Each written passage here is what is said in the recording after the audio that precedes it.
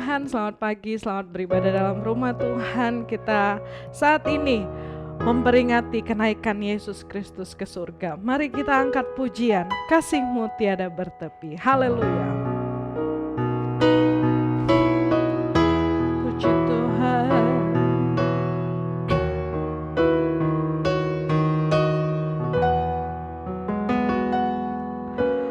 Kasih-Mu tiada bertepi,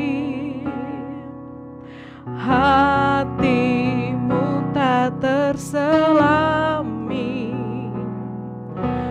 Betapa baiknya Engkau, ku bersyukur padamu. Perkenanan-Mu ya Tuhan. Saya undang jemaat bangkit berdiri, nyata di dalam hidupku. Sungguh Kau yang termulia, jiwaku pun menyembah. Ku angkat hatiku, tinggikan nama-Mu. Karena Yesus Kau anugerah terbesar, ku naikkan syukurku untuk kemurahan-Mu. Hanya Yesus Kau anugerah terbesar. Perkenanan-Mu, haleluya, puji Tuhan. Perkenanan-Mu ya Tuhan, nyata di dalam hidupku. Sungguh Kau yang termulia, jiwaku pun menyembah.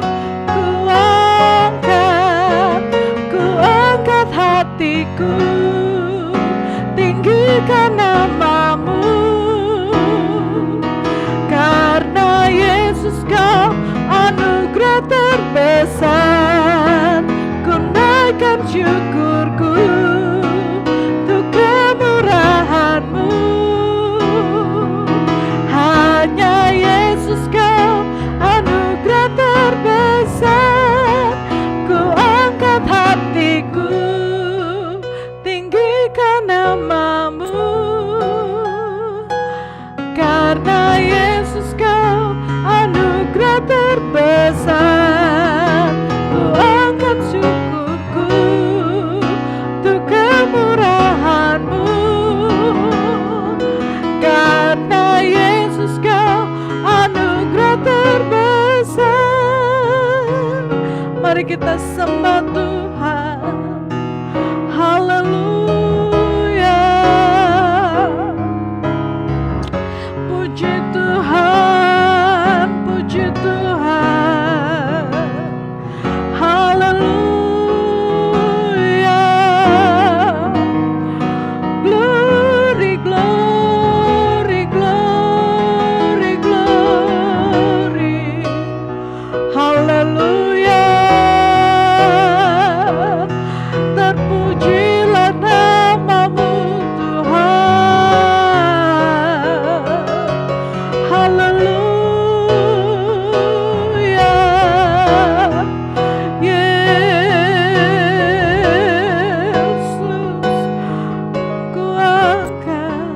ku angkat hatiku, tinggikan nama-Mu. Karena Yesus Kau anugerah terbesar, ku naikkan syukurku untuk kemurahan-Mu. Amin. Karena Yesus Kau anugerah terbesar. Haleluya. terpujilah nama-Mu Tuhan. Pada pagi hari ini Tuhan, kami datang di hadapan-Mu mengucap syukur atas apa yang Tuhan telah berikan dalam kehidupan kami. Pada pagi hari ini kami mengingat kembali betapa luar biasanya Engkau Tuhan.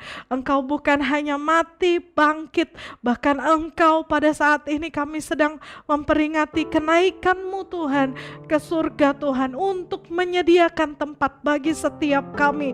Engkaulah anugerah terbesar dalam hidup kami.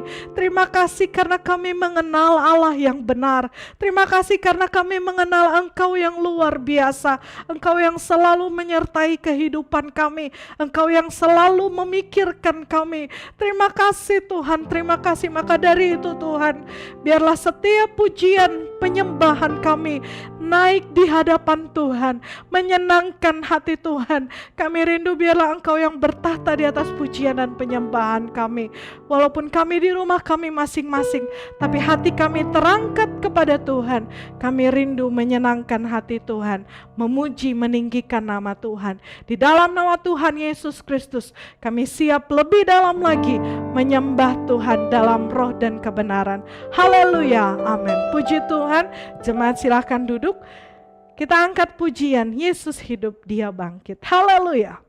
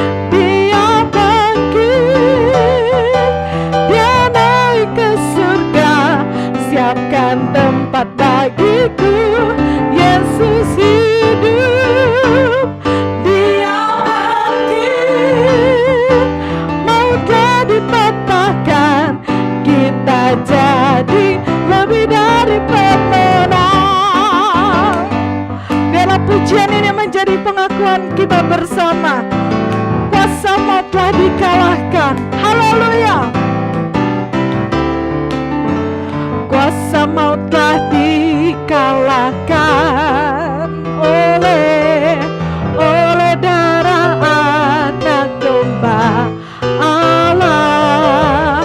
Semua musuh telah ditaklukkan oleh kebangkitan Yesus hidup, amin. Dia bangkit, Dia naik ke surga, siapkan tempat bagiku. Yesus hidup, Dia bangkit, mau jadi patahkan, kita jadi lebih dari pemenang.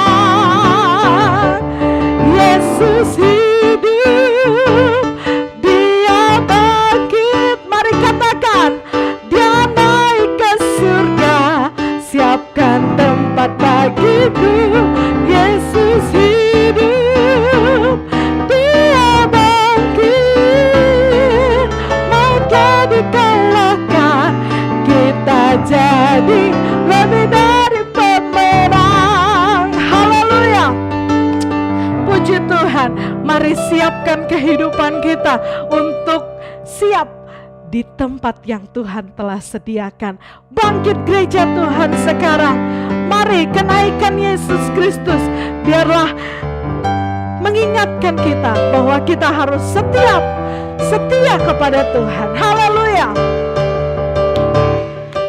Bangkit gereja Tuhan sekarang, dengan kuasa Roh Kudus, kemenangan telah diberikan, kuasa dosa dipatahkan, umatnya dipulihkan, bersoraklah. Bangkit Tuhan sekarang. Maju, maju dengan kuasa Roh Kudus. Kemenangan telah diberikan, kuasa dosa dipatahkan, umatnya dipulihkan berseragan. Pengharapannya telah dicurahkan. Saya undang jemaat bangkit berdiri. Mujizatnya pun dinyatakan. Mari kibarkan pancinya bagi kemuliaannya. Maju berperang, amin. Umat pemenang, rebut bangsa-bangsa bagimu Tuhan. Pengurapannya telah dicurahkan, kuasa mujizatnya pun dinyatakan. Mari kibarkan pancinya bagi kemuliaannya. Maju berperang, amin. Umat pemenang, rebut bangsa-bangsa bagimu Tuhan. Ku menang, haleluya. Ku menang bersama Yesus Tuhan. Ku menang di dalam peperangan. Ku menang atas segala. Haleluya, haleluya. Ku menang bersama Yesus Tuhan. Ku menang di dalam peperangan. Ku menang atas segala setan. Haleluya, haleluya. Ku menang. Haleluya, dia bangkit. Haleluya, dia hidup. Haleluya, dia naik. Roh Kudus. Haleluya, haleluya, dia bangkit. Haleluya, dia hidup. Haleluya, dia naik. Roh Kudus turun. Haleluya, puji Tuhan. Biarlah setiap kita benar-benar mempersiapkan diri kita untuk maju di dalam Tuhan, hanya dengan kekuatan daripada Tuhan dan hanya dengan firman Allah yang menjadi pelita bagi kehidupan kita, yang menerangi jalan kita. Haleluya. Puji Tuhan, firman-Mu berkata, Kau besertaku. Jemaat silakan duduk. Haleluya. Firman-Mu berkata, Kau besertaku, maka kuat roh dan jiwaku. Tangan-Mu Tuhan selalu ku nantikan. Di setiap langkahku percaya, dengan sayap-Mu ku akan terbang tinggi. Di tengah badai hidup ku tak menyerah. Kau kekuatan dan perlindungan bagiku, pertolonganku di tempat maha tinggi. Ku mengangkat tanganku, aku berserah. Kau ku nantikan, Kau yang ku sembah, Yesusku, Rajaku.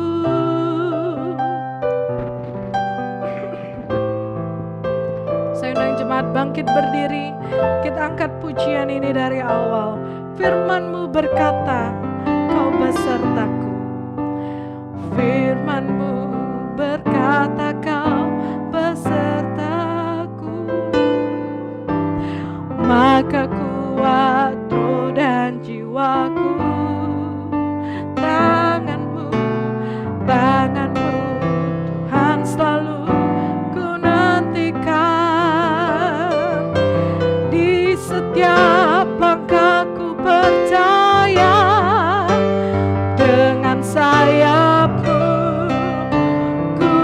akan terbang tinggi di tengah badai hidup. Ku tak menyerah, Kau kekuatan dan perlindungan bagiku, pertolonganku di tempat maha tinggi. Ku mengangkat tanganku, aku berserah, Kau ku nantikan, Kau yang ku sembah. Yes, saya undang jemaat bangkit berdiri. Dengan sayap-Mu ku akan terbang tinggi di tengah badai hidup. Ku tak menyerah, Kau kekuatan dan perlindungan bagiku, pertolonganku di tempat maha tinggi. Ku mengangkat tanganku, aku berserah, Kau ku nantikan, Kau yang ku sembah. Yesusku, Rajaku. Puji Tuhan, puji Tuhan, puji Tuhan. Terima kasih, terima kasih, terima kasih Tuhan, terima kasih, terima kasih, terima kasih, terima kasih, terima kasih. Haleluya, haleluya, haleluya, haleluya, haleluya. Puji Tuhan, puji Tuhan. Tiada kata-kata yang dapat mengungkapkan rasa terima kasih kami kepadamu Tuhan. Betapa baiknya Engkau Tuhan dalam hidup kami. Terlebih lagi Tuhan, pada pagi hari ini kami diingatkan kembali bahwa kami harus mempersiapkan hidup kami untuk terus setia kepada Tuhan. Kami harus berjuang bersama-sama dengan Tuhan, dengan kekuatan yang daripada Tuhan. Kami memperjuangkan, kami melakukan yang terbaik untuk Tuhan. Kami melakukan yang sesuai dengan kehendak Tuhan, sehingga biarlah setiap daripada kami dapat mengerjakan keselamatan kami dengan takut dan gentar kepada Tuhan. Kami boleh bekerja bersama-sama dengan Tuhan, kami boleh beraktivitas bersama-sama dengan Tuhan. Dan kami selalu mengingat bahwa hidup kami adalah hidup yang mempersiapkan kehidupan kami bersama-sama dengan Tuhan di tempat yang telah Tuhan sediakan. Kami rindu setiap daripada kami dapat bersama-sama dengan Tuhan dalam kekekalan. Maka dari itu Tuhan, biarlah setiap kami dapat mempersiapkan hati kami sehingga kami boleh menerima kebenaran firman Allah pada pagi hari ini yang merupakan menjadi pelita bagi kami, pelita bagi kaki kami dan terang bagi jalan kami. Terima kasih Tuhan, terima kasih. Segala pujian, hormat, syukur hanya bagi nama Tuhan. Di dalam nama Tuhan Yesus Kristus kami sudah berdoa dan mengucap syukur. Haleluya, amin. Puji Tuhan. Jemaat silahkan duduk. Saya serahkan kepada hambanya. Puji Tuhan, selamat pagi jemaat Batra yang saya kasihi dalam Tuhan. Kembali kita bertemu dalam ibadah online ini memperingati kenaikan Tuhan Yesus Kristus, bertepatan dengan Hari Raya Idul Fitri ya. Nah, kenaikan Yesus ke sorga sudah banyak kita dengar, sudah banyak kita baca, dan kita yakin bahwa salah satu keagungan kenaikan Yesus ke sorga itu menunjukkan bahwa dia adalah Allah. Walaupun banyak orang berkata bahwa Yesus itu mengaku Allah, tapi bukti nyata bahwa dia tidak ada lagi di dalam dunia ini. Dia berasal dari atas, dari sorga, dan dia sudah ada di sorga. Dia kembali ke sorga. Walaupun kita tahu dia punya kubur, tapi dia tidak ada di dalam kubur. Dia sudah bangkit dan kubur itu kosong. Walaupun banyak orang masih menjadikan itu wisata atau tempat perkunjungan mereka, tapi kita yakin Yesus sudah tidak ada lagi di sana, dan bukti-bukti itu ada dan dicatat dalam sejarah. Bahkan Alkitab mencatat setelah dia bangkit, kubur kosong, dia masih berada 40 hari bersama-sama dengan murid-muridnya, menunjukkan bahwa dia pernah memang mati, tapi dia tidak mati selamanya. Dia bangkit pada hari yang ketiga dan menunjukkan bahwa dia benar-benar Allah yang menyelamatkan kita, menebus kita, menggantikan kita, sehingga kita menjadi selamat bagi semua orang. Bukan hanya bagi orang Kristen, bagi siapa saja yang percaya kepadanya.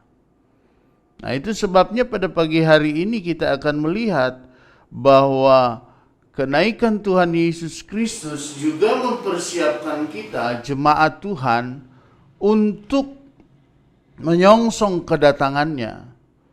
Karena di dalam Lukas, coba kita lihat di dalam Lukas pasalnya yang ke-24. Lukas pasal 24 ayatnya yang ke-50.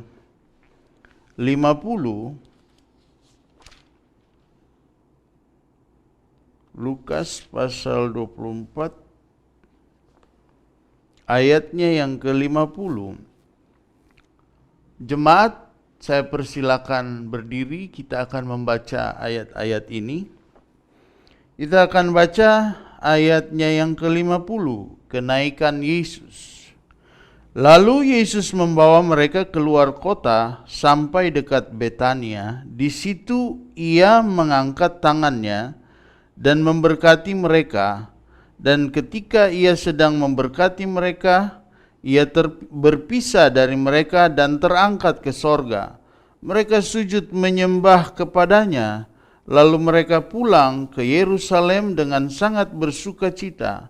Mereka senantiasa berada di dalam bait Allah dan memuliakan Allah. Nah, ini Lukas ini adalah salah satu penulis Injil sinoptik. Jadi Injil sinoptik itu Matius, Markus, Lukas, Yohanes. Ini hampir mirip semua penulisannya ya. Jadi dikatakan Injil sinoptik.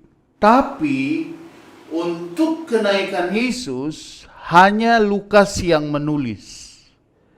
Matius, Markus dan Yohanes tidak menulis tentang kenaikan Yesus. Hanya Lukas. Siapa ini Lukas? Dia bukan orang Yahudi, dia non-Yahudi. Dia sering disebut tabib atau dokter sekarang ya. Dokter Lukas. Dia menulis juga. Nah, tentang kenaikan Yesus di dalam Kisah Rasul. Coba kita lihat. Kita masih berdiri ya. Saya berdiri terus, nanti habis baca ini saudara duduk. Nah, di dalam Kisah Rasul pasal 1 ayatnya yang ke-6. Nah, Kisah Rasul ini juga ditulis oleh Dr. Lukas ya. Dia bukan orang Yahudi. Kalau Matius, Markus, Yohanes mereka orang Yahudi. Kita baca ayatnya yang ke-6. Yesus terangkat ke sorga, maka bertanyalah mereka yang berkumpul di situ, Tuhan, maukah engkau pada masa ini memulihkan kerajaan bagi Israel? Jawabnya, engkau tidak perlu mengetahui masa dan waktu yang ditetapkan Bapa sendiri menurut kuasanya. Tapi kamu akan menerima kuasa kalau Roh Kudus turun ke atas kamu, dan kamu akan menjadi saksiku di Yerusalem, di seluruh Yudea dan Samaria, dan sampai ke ujung bumi. Sesudah ia mengatakan demikian, terangkatlah ia disaksikan oleh mereka, dan awan menutupnya dari pandangan mereka. Ketika mereka sedang menatap ke langit waktu ia naik itu, tiba-tiba berdirilah dua orang yang berpakaian putih dekat mereka dan berkata kepada mereka, "Hai orang Galilea, mengapakah kamu berdiri melihat ke langit? Yesus ini yang terangkat ke sorga meninggalkan kamu akan datang kembali dengan cara yang sama seperti kamu lihat dia naik ke sorga." Jadi ketika Yesus naik ke sorga, yang pertama kita harus mempersiapkan diri untuk kedatangannya. Kedatangan Yesus segera. Walaupun kita mungkin sudah dengar beberapa tahun lalu, bahkan puluhan tahun lalu. Tapi kata segera ini menunjukkan bahwa kapan saja dia bisa datang secara pribadi melalui hidup kita, memanggil kita pulang, ya berarti itu kedatangan Tuhan bagi hidup kita. Tapi yang kita lihat di sini bahwa mempersiapkan kita sebagai jemaat, silakan duduk ya. Aduh, sorry, sampai lupa. Mempersiapkan hidup kita untuk kedatangannya, karena dikatakan dia akan datang kembali. Enggak usah melihat dia seperti kehilangan. Wah, gimana ya, walaupun malaikat itu berkata, tapi murid-murid tentu merasa kehilangan ya. Bagaimana ini? Waktu dia disalibkan saja mereka sudah merasa kecewa berat ya. Karena mereka sudah meninggalkan segala sesuatu, tahu-tahu pemimpin mereka ditangkap, bahkan mati. Sekarang hidup bersama kita, tapi sekarang tidak ada lagi, dia sudah terangkat ke sorga.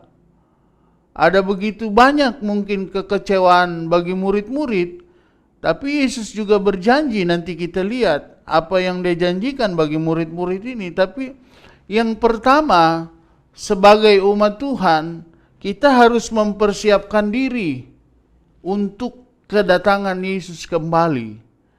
Karena kedatangan Yesus kedua kali bukan lagi sebagai bayi, tapi sebagai hakim. Dia akan menghakimi manusia, baik yang berdosa, baik yang setia. Tentunya yang setia akan memperoleh sorga, akan memperoleh pahala, akan memperoleh berkat-berkat dari dia, yaitu bersama dia di sorga. Tapi bagi yang tidak setia akan dihukum. Nah, inilah bedanya kedatangan pertama dan kedua. Dan kita sebagai umat Tuhan harus mempersiapkan diri. Yesus akan datang segera. Dia akan segera kembali. Dia hanya pergi ke sorga, hanya menyiapkan tempat bagi kita. Jadi tanpa saudara sadari, saudara itu sudah punya tempat di sorga. Tergantung sekarang, saudara setia atau enggak. Tergantung sekarang ini saudara hidup untuk Tuhan atau enggak. Sudah punya rumah di sorga, tapi sudah saudara seperti menyicil rumah ya. Kalau mau membeli rumah, menyicil rumah, saudara itu ada kewajiban. Kalau saudara menunggak, saudara tidak akan bisa memiliki rumah itu. Nah, sorga yang Tuhan janjikan, yang Tuhan sudah siapkan bagi kita, kalau kita tidak setia, ya kita tidak berhak menerimanya. Itu sebabnya kita diharuskan untuk mempersiapkan diri. Di dalam 1 Tesalonika pasal 4, 1 Tesalonika pasal 4, di sana firman Tuhan berkata, ayat 15, 1 Tesalonika 4, ayat 15.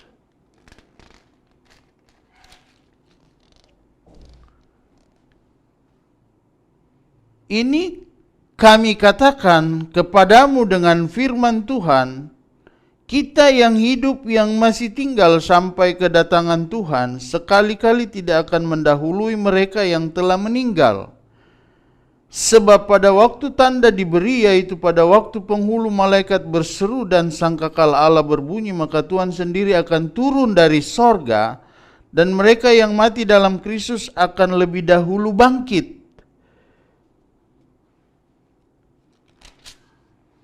Sesudah itu, kita yang hidup yang masih tinggal akan diangkat bersama-sama dengan mereka dalam awan menyongsong Tuhan di angkasa. Demikianlah kita akan selama-lamanya bersama-sama dengan Tuhan. Nah, kata bersama-sama inilah yang disiapkan Yesus. Sementara dia ada di sorga dan dia akan kembali datang membawa kita ke tempat yang sudah dia janjikan. Asal kita setia. Karena dia juga pernah mengingatkan kita di dalam Matius pasalnya yang ke-25 tentang 5 anak dara yang bodoh dan 5 anak dara yang bijaksana. Jadi kita ini digambarkan sebagai yang bijaksana dan yang bodoh. Ada yang mempersiapkan diri, ada yang tidak mempersiapkan diri. Cuek, acuh, tidak mau lagi ibadah, menikmati hidup ini sepertinya kayaknya tidak ada apa-apa nanti, ya. Pasal 25 di sana kita dapat melihat bahwa gadis-gadis yang bijaksana dan gadis-gadis yang bodoh. Gadis bijaksana mempersiapkan minyak. Gadis yang bodoh tidak mempersiapkan minyak. Ketika mempelai datang, ayat 9, tetapi jawab gadis-gadis yang bijaksana itu, tidak, nanti tidak cukup untuk kami dan untuk kamu. Lebih baik kamu pergi kepada penjual minyak dan beli di situ. Nah, jadi keselamatan itu masing-masing. Walaupun di sini kelihatannya seperti nggak ada kasih, tapi ini keselamatan memang milik pribadi. Sendiri-sendiri, bukan mewakili mama, bukan mewakili papa. Jadi ketika mereka berkata, tapi jawab gadis-gadis yang bijaksana itu, tidak, nanti tidak cukup untuk kami dan untuk kamu. Nah, sedangkan yang bodoh ini baru mau membeli minyak. Ayat 10, akan tapi waktu mereka sedang pergi untuk membelinya, datanglah mempelai itu dan mereka yang telah siap sedia masuk bersama-sama dengan dia ke ruang perjamuan kawin, lalu pintu ditutup. Kemudian datang juga gadis-gadis yang lain itu dan berkata, Tuan, Tuan, bukakanlah kami pintu. Terlambat. Di situ akan ada banyak tangisan. Nah, lebih bagus sekarang saudara, jemaat Batra yang saya kasih dalam Tuhan, banyak-banyaklah menangis di kaki Tuhan untuk keselamatanmu. Daripada nanti kau menangis sudah terlambat. Tidak ada lagi kesempatan untuk pengampunan dosamu. Jadi selagi sekarang banyaklah berdoa, banyaklah baca firman, setialah kepada Tuhan, karena itu yang akan nanti membawa kita siap ketika Tuhan datang. Ya? Diingatkan bahwa akhir zaman ini ada juga hal-hal yang akan kita lihat nanti sebentar. Ada firman Tuhan berkata, yang satu di ladang terangkat, yang satu tertinggal, suami terangkat, istri tertinggal, istri terangkat, suami tertinggal, suami terangkat, istri tertinggal, suami terangkat. Siapa yang mau tahu? Itu sebabnya dikatakan jangan seperti gadis-gadis yang bodoh. Tapi jadilah gadis-gadis yang bijaksana. Berbicara tentang gereja Tuhan, ya. Karena perempuan selalu berbicara dengan gereja Tuhan. Nah, sedangkan di dalam 1 Tesalonika pasal 4 dikatakan ada nasihat supaya kita hidup kudus. Di dalam 1 Tesalonika pasal 5 ada juga perikop yang berkata berjaga-jaga. Karena apa? Kita tidak tahu kedatangan Tuhan. Kita harus sungguh-sungguh kepada Tuhan. Kita juga harus berjaga-jaga atas kehidupan rohani kita. Sampai di mana kita punya penjagaan atas hidup rohani kita. Kita ini dipelihara dalam bahasa asli di sana dikatakan dijaga. Ketika Tuhan memerintahkan Adam menjaga taman itu, pelihara, jaga, supaya iblis itu tidak menggodamu, tapi Adam tidak menjaganya. Akhirnya perempuan yang diberikan Tuhan itu yang membawa dia kepada kesalahan besar, melanggar aturan Tuhan. Jadi hari-hari ini semua kita, saya juga sebagai hamba Tuhan harus berjaga. Berjaga atas kehidupan rohani kita. Karena kalau kita tidak berjaga, ini Adam seorang diri waktu itu hanya bersama istrinya. Gampang sekali. Dan kita harus tahu bahwa kita harus mengusir segala sesuatu dalam hidup kita yang tidak baik. Godaan-godaan iblis yang terus disodorkan kepada kita. Dan itulah hal yang pertama yang kita harus persiapkan. Mempersiapkan kehidupan kita untuk menyongsong menyambut kedatangan Tuhan.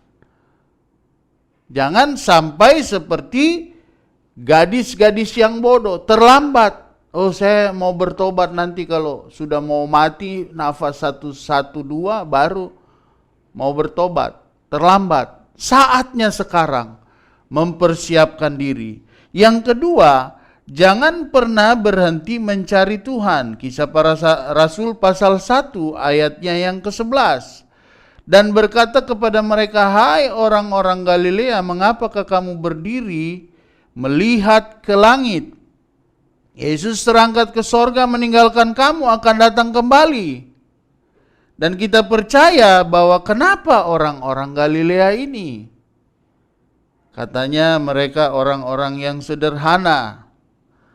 Karena pada waktu itu tidak semua yang hadir itu yang menyaksikan Yesus naik ke sorga cuma orang Galilea.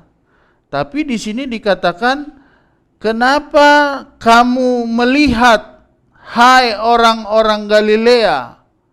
Ditujukan kepada orang-orang Galilea. Orang Galilea sendiri, saudara-saudara, kita tahu bahwa arti dari Galilea yaitu roda yang berputar, yang tidak pernah berhenti. Jadi rupanya orang Galilea ini dia begitu getol mengikuti Yesus, mencari Tuhan. Tidak pernah mencari Tuhan. Tidak pernah berhenti hidup kudus. Tidak pernah berhenti berdoa. Tidak pernah berhenti mengharapkan pertolongan Tuhan. Banyak sekarang kita apa-apa masalah persoalan sudah mentok, kecewa. Tidak lagi mengandalkan Tuhan. Ketika Yesus menampakkan diri kepada mereka, ternyata Lukas ini adalah salah satu murid yang berjalan di Emmaus, yang tidak menyadari bahwa mereka bertemu dengan Yesus. Jadi dia adalah salah satu saksi hidup, teman Paulus. Dia juga ini mati syahid, saudara-saudara ya. Emmaus itu berbicara tentang keputusasaan. Jadi mereka ada di Emmaus. Mereka bertanya-tanya, bercerita-bercerita, bagaimana ini? Apa yang kita harus lakukan? Tuhan sudah mati, tapi Yesus menampakkan diri tanpa mereka sadari. Nanti waktu Yesus sudah berada di antara mereka, ketika mereka menyadarinya, baru mereka mengakuinya. Nah, kadang-kadang kita kalau menghadapi masalah persoalan, kita sudah tidak menyadari bahwa Yesus ada dalam hidup kita. Jadi yang kedua ini, kesiapan jemaat Tuhan, jemaat Batra pertama tadi, yaitu kita harus menjaga kehidupan rohani kita untuk menyongsong kedatangan Tuhan. Kedua, kita harus terus mencari Tuhan, jangan berhenti, jangan putus asa, kecewa. Ya, saudara-saudara, tadi malam saya lagi WA sama seorang pengusaha yang suka bantu kita. Dia bilang banyak ini utang yang tidak bisa lagi diselesaikan karena sudah dipolisikan. Nggak tahu, saya jawab aja ya. Kalau berbicara duit, pasti akhirnya itu di polisi, orangnya di sel, uangnya tidak kembali.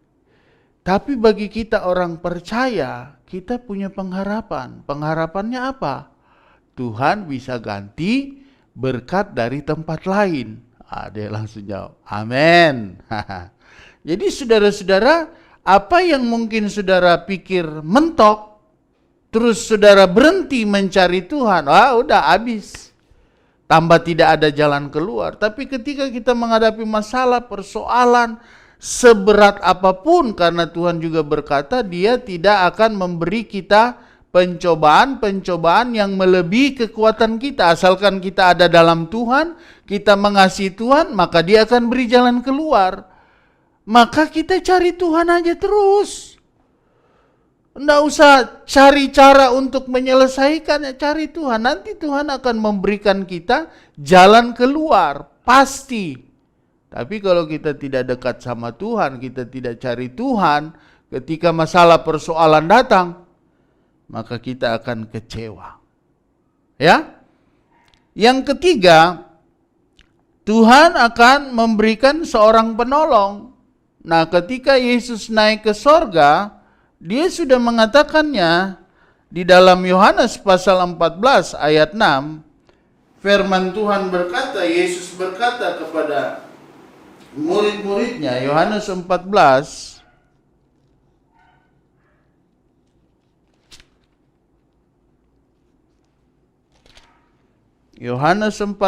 ayatnya yang ke-16.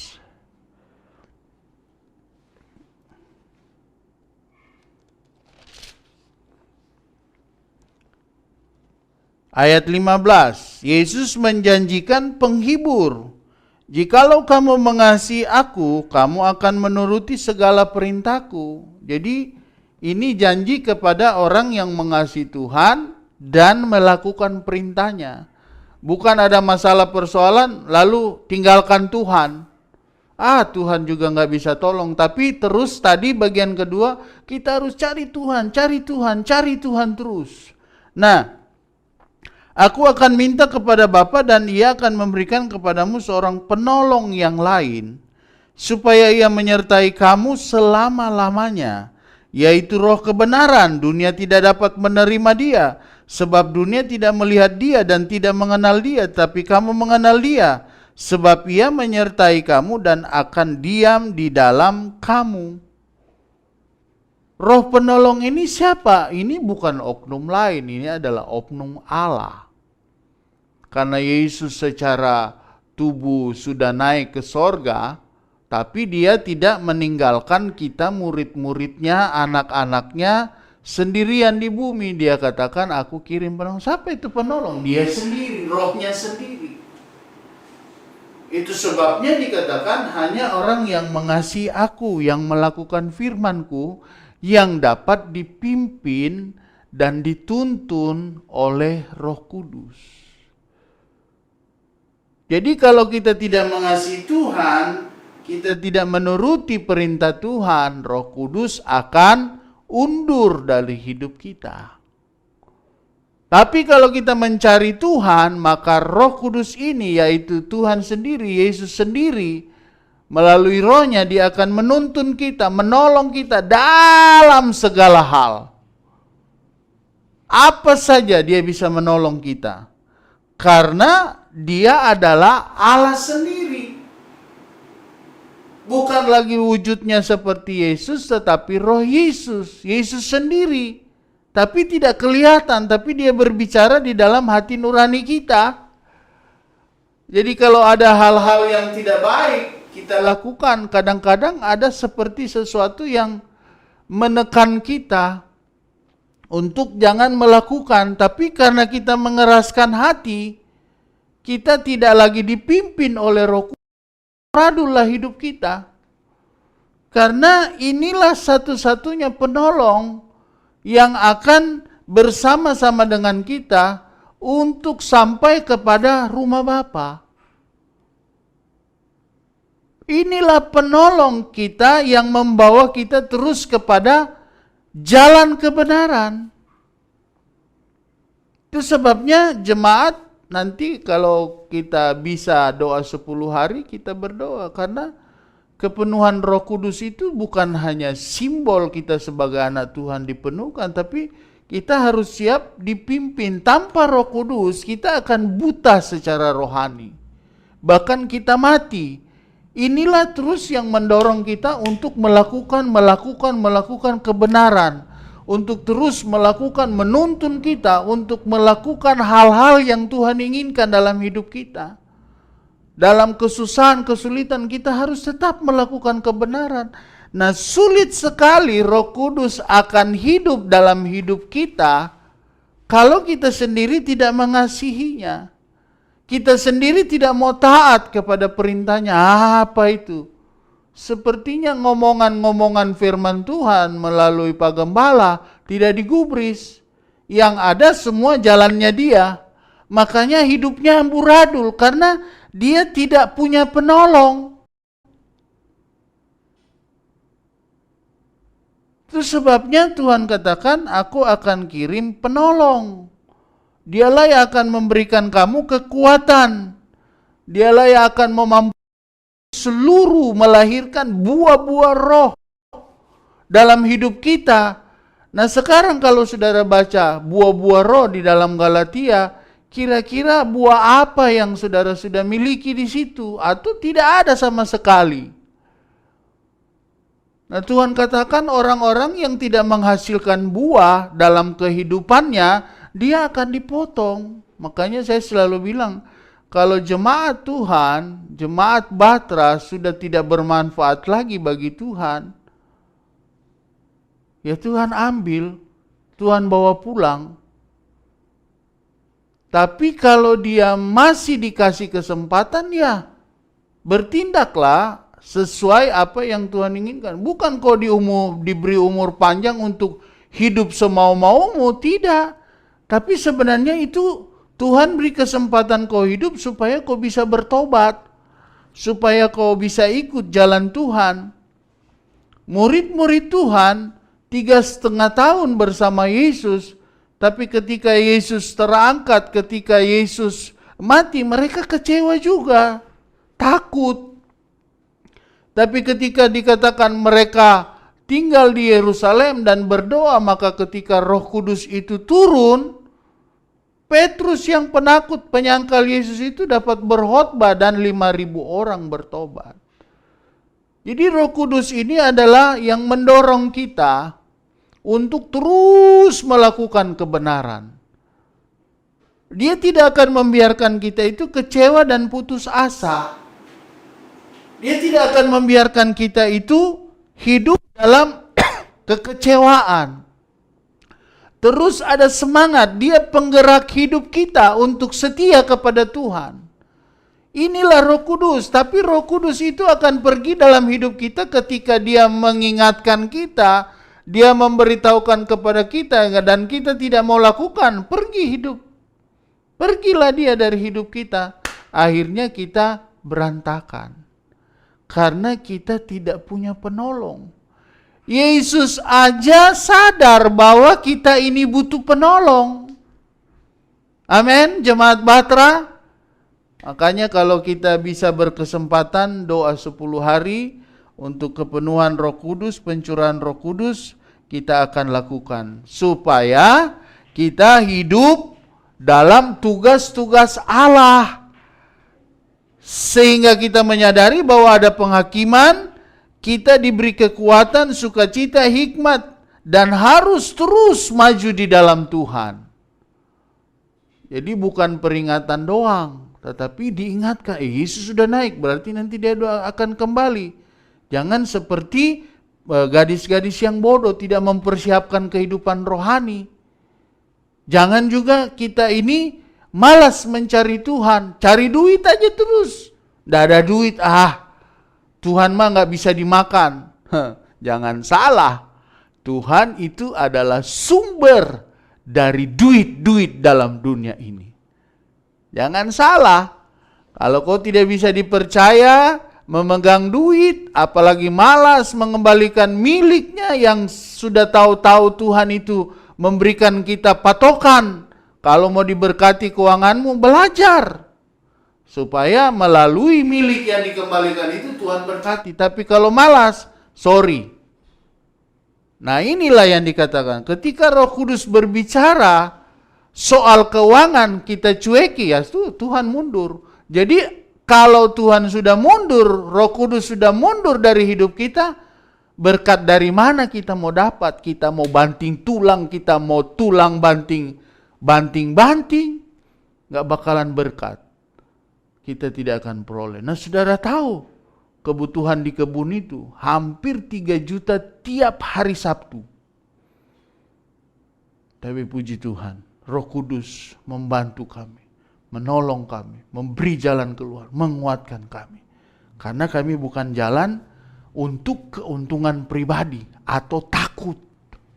Saudara takut kehilangan uang, saudara akan terus tidak memperoleh uang. Berkat yang Tuhan sediakan. Karena apa? Saudara tidak taat kepada perintah Tuhan. Puji Tuhan, sampai di sini firman Tuhan. Kiranya Roh Kudus terus akan memberikan kita sukacita, damai sejahtera bagi umat-umatnya yang mengasihi Tuhan, yang melakukan perintah Tuhan. Ada sesuatu yang baru yang Tuhan berikan melalui Roh Kudus, karena dialah penolong hidup kita yang Yesus sudah utus, yaitu Roh-Nya sendiri. 3 hal ini, yaitu bahwa kita harus menyadari bahwa kedatangan Tuhan tidak lama lagi, segera dia datang.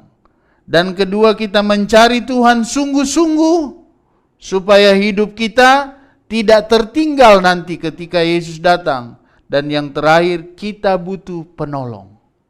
Hadirkan penolong itu dalam hidupmu. Karena Yesus sudah berikan. Tapi karena terus-terus kita ditegur, kita tidak mau mendengar, dia pergi. Dan akhirnya hidup kita berantakan. Mau kayak apapun kita berusaha, akan gagal. Karena tidak ada penolong. Puji Tuhan. Sampai di sini firman Tuhan. Bapa di sorga, terima kasih Tuhan. Kiranya firman Tuhan yang disampaikan pada pagi hari ini kembali menggugah jemaat-jemaat yang mungkin sudah mulai kendor di dalam Tuhan. Mereka tidak mengingat kenaikan Yesus yang setiap waktu kami peringati akan membawa rencanamu untuk kedatanganmu menjemput kami. Apakah kami sudah siap Tuhan? Apakah kerohanian kami persiapkan, berjaga-jaga, hidup kudus, dan terus melakukan kebenaran firman-Mu? Apakah kami terus mencari Tuhan, mencari kebenaran-Mu, mencari segala firman-Mu, rencana-rencana-Mu dalam hidup kami? Apakah kami mencari terus hal-hal duniawi ini, sehingga kami lupa bahwa Tuhan sudah menyediakan tempat kami di sorga? Kami tidak mau gagal Tuhan, kami tidak mau kecewa. Kami tidak mau seperti gadis yang bodoh tertinggal. Kami tidak memperoleh sorga. Kami tidak bersama-sama Engkau di rumah-Mu yang Engkau sudah siapkan. Biarlah hidup kami ini terus kami persiapkan Tuhan. Jangan pernah mau meninggalkan ibadah-ibadah, doa-doa. Karena itulah yang akan membawa kekuatan kami di dalam kepenuhan Roh Kudus.